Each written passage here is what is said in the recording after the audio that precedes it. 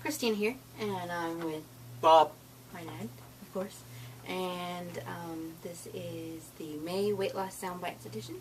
Our fifth question, and last question of this month, is: do you know people who, after having weight loss surgery and losing all the weight, then put it all back on? How and why does that happen, and what steps can I take to ensure that I don't do that? The shortest answer possible would be support group. Regular attendance of a support group. That adds some accountability, because as you lose weight, you're not going to want to go in later and say, well, I gained 20 pounds. Yeah. A lot of those people you'll notice at the support group will stop coming because they're embarrassed. But that's probably when they need to go the most. So always welcome people in the support group, no matter if they've lost weight, gained weight, whatever. It's important for them to be there. But the support group adds a little bit of accountability, as much as you let it, the pressure, the hints and tips and tricks and just the reminders that you'll get, and the reminders, the things you've always heard, or some of the changes that they'll have. 5 years, 6 years ago, whenever I had my surgery, the differences then versus now are pretty significant. They've come a long way, and they're going to continue coming a long way. That helps you from backsliding. It's going to happen. Almost, I won't say everybody, but a lot of people I know, they've lost weight, and they'll reach the bottom, and they'll come back up 10, 15 pounds, and they'll level out there as their body adjusts, and the metabolism and the intake and the way you eat and all that stuff. It'll happen. So don't panic when that happens, but set something in your own mind and say, well, if I fluctuate and I come back up 10 pounds, but if I hit 12, then I'll up my exercise. I'll lower my intake. I'll do something to adjust to maintain. Set yourself a limit of 2, 3, 4, 5, 10 pounds that you're willing, and if you go above it, then you get back down to where you were, and then you can relax again. So you have goals now, before surgery, after surgery, of what you want to reach, your goal weight. Once you reach your goal weight, don't forget to continue setting a goal for yourself to maintain. Yeah.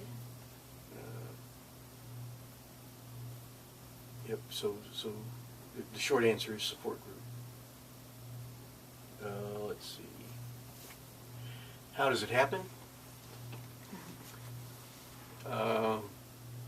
Things that people don't want to hear, but by and large, it's all about the calories you burn versus the calories you take in. If you take in more calories than you burn, you're going to gain weight. If you burn more calories than you take in, you're going to lose weight. If you burn the same number of calories you take in, you're going to maintain. But again, like it or not, a lot of people who are overweight, not all, but a lot of them have addictive personalities. And in that I mean they're addicted, and they're easily addicted. And sometimes you'll find people who've given up food only to be addicted to something else in their life. Whether I've known women who got addicted to shopping. They lose weight, their friend food is now gone, and they're happy that it's gone, but they have a personality that has to be addicted to something. So they'll, one of the dangers is alcoholism. Well, for many reasons. First, alcoholism is not good for you. No. Plus, it's empty calories. Plus, if you lean towards that addictive personality thing, it's easy to become addicted. And in the early days, a little drink, and the alcohol goes to your bloodstream a little faster, so you're a cheaper drunk.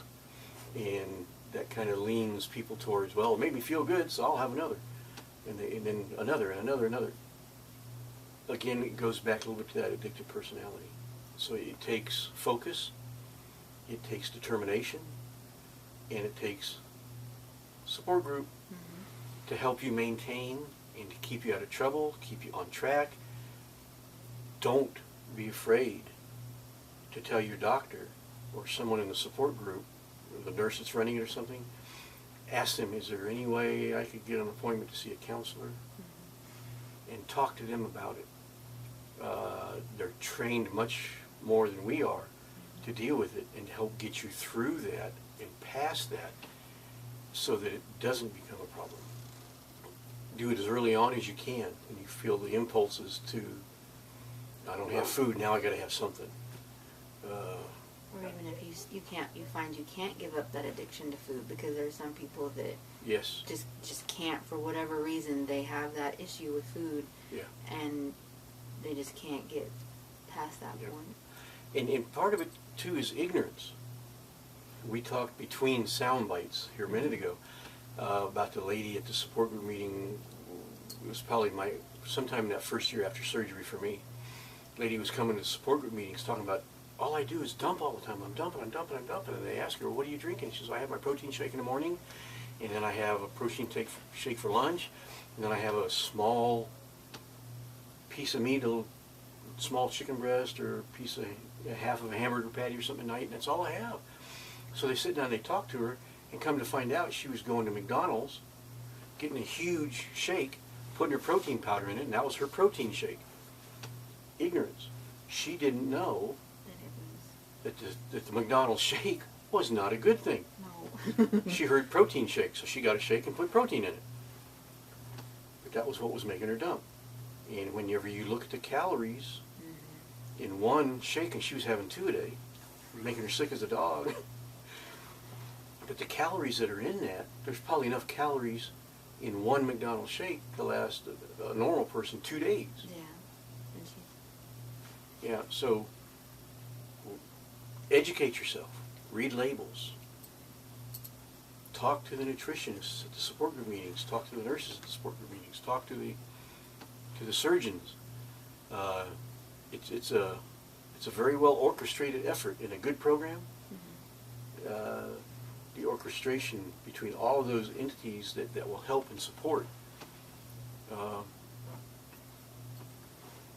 Get involved in all of them. Learn how to read labels. Learn what a sugar is. Alcohol sugar versus a sugar.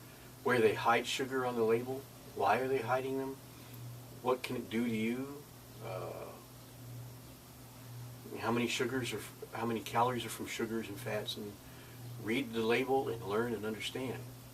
We got a bystander. Yes, ma'am.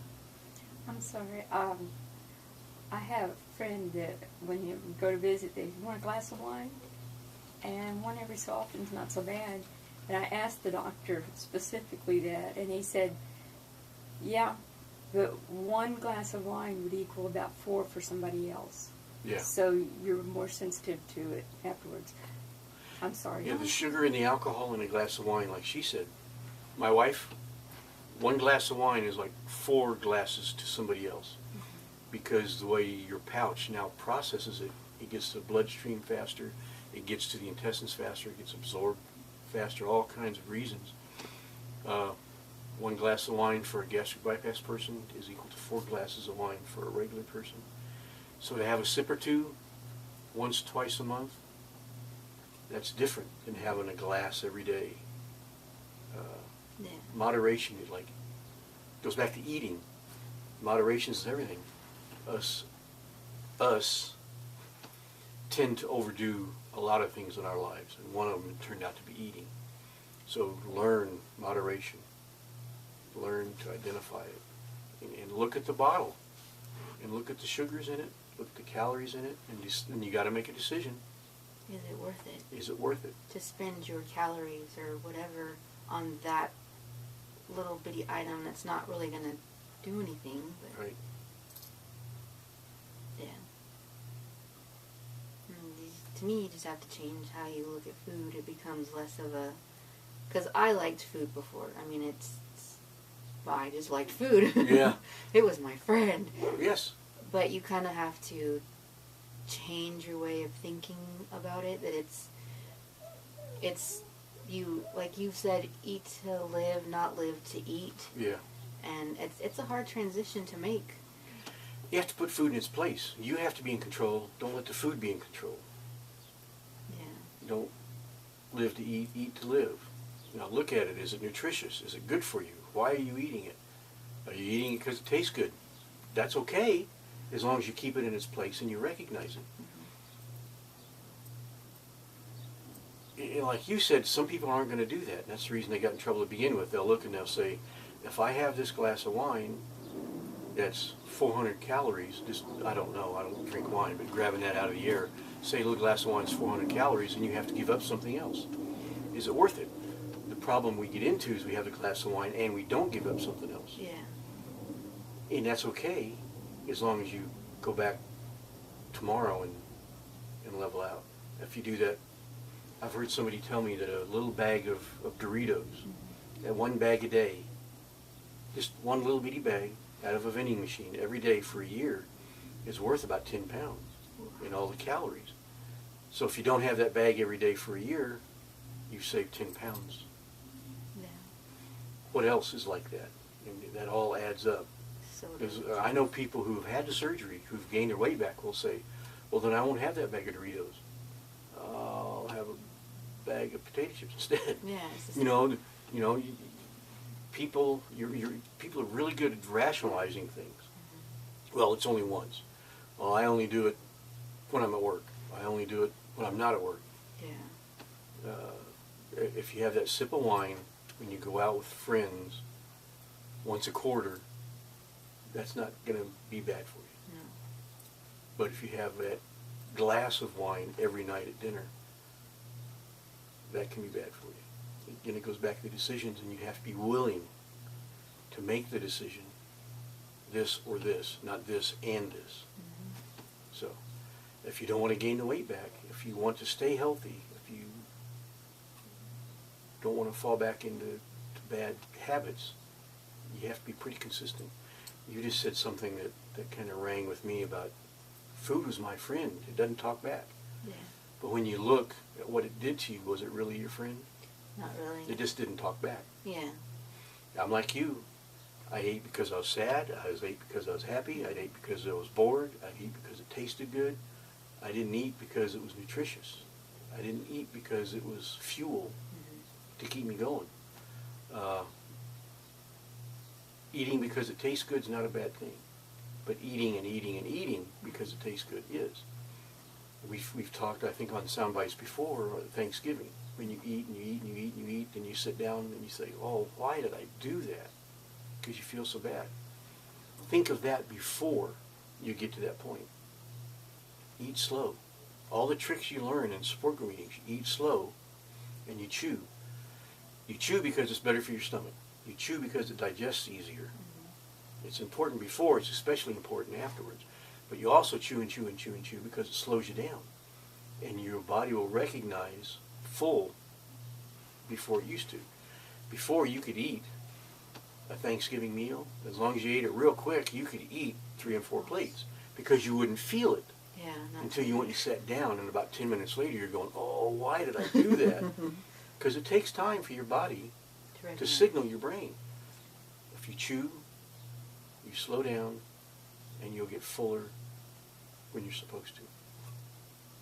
Exactly. And you won't stretch out your pouch. Right. Where did we learn that? Support group meetings? Oh, there's a trend here. All right. Well, I think that's all we have for this question. Thanks for all the questions from May. If you have any questions you'd like us to include in the June list, please leave them down below or in a private message. And we'll see you next month. Yep. We do look forward to your questions because it helps us. You asking the questions remind us and helps us keep us on track. And you're helping a lot of other people too, as well as yourself. So ask the questions. It really helps a lot of people. Okay. See you later. Bye.